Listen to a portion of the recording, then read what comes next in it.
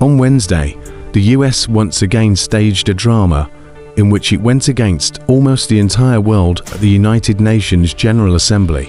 The General Assembly overwhelmingly adopted a resolution calling on the US to end economic, commercial, financial embargo against Cuba, with a total of 187 votes in favor, and only the US and Israel vetoed.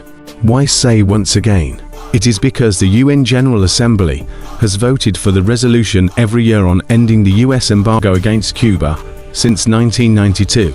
Relevant resolutions have been adopted by a large margin for 30 consecutive times. At last year's UN General Assembly, the vote was also 187 in favor, with only the US and Israel voting against. On this issue, the US is an absolute minority, yet it keeps arrogantly ignoring the UN resolutions, obstinately showcasing its self-proclaimed identity as the world's policeman in an increasingly isolated and unsupported manner. The US government claims its practices against Cuba is to promote human rights and democracy. The truth is, the US sanctions imposed on Cuba for over 60 years have severely impeded the country's economic and social development, leading to a shocking humanitarian crisis. The living conditions of the Cuban people have deteriorated due to the humanitarian care from the US.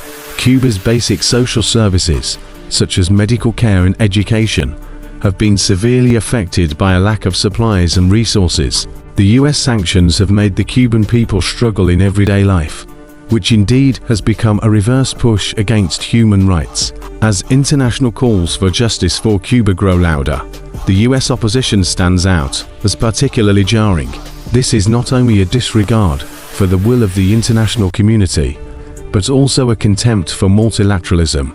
Mexican President Andrés Manuel López Obrador has repeatedly called on the US to lift its unfair and inhumane embargo against the Cuban people, saying that it is akin to a genocidal policy. In June, Vietnamese Foreign Ministry's official stated that the US is expected to make necessary measures to reach a full normalization of relations with Cuba, which would contribute to peace, cooperation, stability, and development in the Americas and the world. As China's permanent representative to the United Nations Ambassador Fekong stated at the General Assembly on Tuesday, the US and a few other Western countries are still pursuing unilateralism, protectionism, and bullying.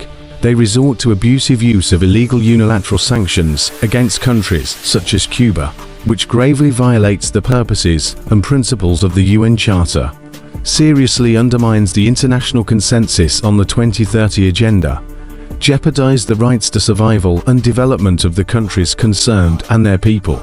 Such conduct runs counter to the true spirit of multilateralism and is incompatible with the trend of times, namely, peaceful development and win-win cooperation. Facts have proved that sanctions and embargoes cannot crush the people of other countries, and containment and suppression cannot solve one's own predicament.